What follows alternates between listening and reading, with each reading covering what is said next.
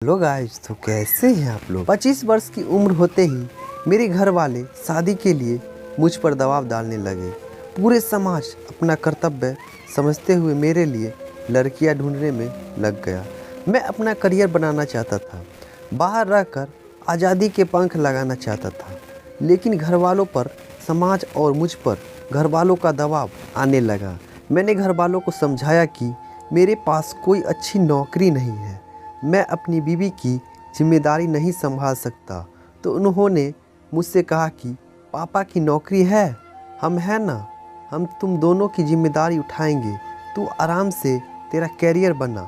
मैंने दूसरी बात कही कि शादीशुदा होते आप पोते की मांग नहीं करोगे।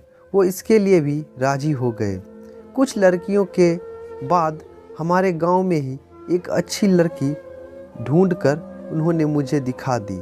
हमने बात की, एक दूसरे की पसंद किया और लगभग फिर 1 साल तक हम चुपके चुपके एक दूसरे से मिलते रहे। गांव की सोच थोड़ी पुरानी होती है। समाज की आंखों में ये प्रेम वाली बात खटकने लगी और वो इन बातों को लेकर ताने कसने लगी। मेरी मंगेतर भी थोड़ी दुखी हुई। हम दोनों को शादी की कोई जल्दी नहीं थी, हमें तो आनंद आ रहा था। घर वाले दोनों पक्ष हम पर दबाव बना रहे थे, तो मैंने शादी के लिए हाँ कर दी। किस्मत से शादी के तुरंत बाद थोड़ी ठीक ठाक नौकरी भी मिल गई। एक लक्ष्य पूरा कर चुके थे, वो अपना अलग लक्ष्य पाना चाहते थे। जैसा कि उन्होंने वादा किया, उससे मुस्कुराते हुए उन दोनों की दुहाई देने लगे जिनके बच्चे हो चुके थे। पड़ोस की आंटियां लड़की के गर्भधारण क्षमता पर संदेह करने लगी।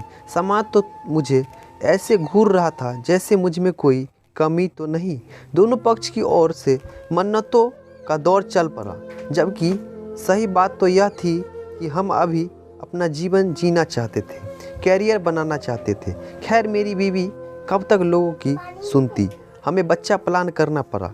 खुशी खुशी हमने घर वालों को पोते का तोहफा दिया। घर वालों ने दबाव बनाकर अपना एक लक्ष्य और पूरा किया।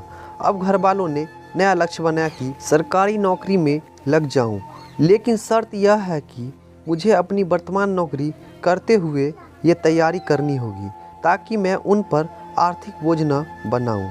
जैसा कि हमारी जिम्मेदारियां संभालने का वादा उन्होंने किया था, वो मुकर चुके हैं।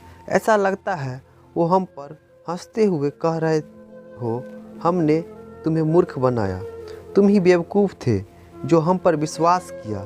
सास बहू के झगड़े का दौर चल पड़ा।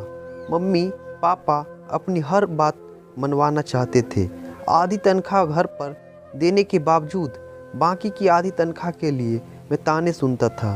मैं कुछ बोलूँ तो इमोशनल ब्लैकमेल किया जाता था कई बार। और वाइफ अकेले रोते हुए घूमने जाना, मज़े करना, छुट्टियाँ मनाना तो दूर की बात है।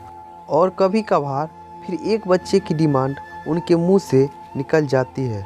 तो मेरे पास अब इतनी जिम्मेदारियां हैं, अपनी बीवी को खुश रखना, अपने माता पिता को खुश रखना, दोनों के झगड़ों को सुलझाना, नौकरी भी करना, पैसों के लिए अतिरिक्त काम भी करना, अपने बच्चों के सामने हमेशा खुश रहना ताकि वो अच्छे संस्कार हासिल कर सके, सरकारी नौकरी हासिल करना, और हो सके तो इसके बाद घर वालों के दबाव में एक और बच्चा करना, जो मैं कभी नहीं चाहता।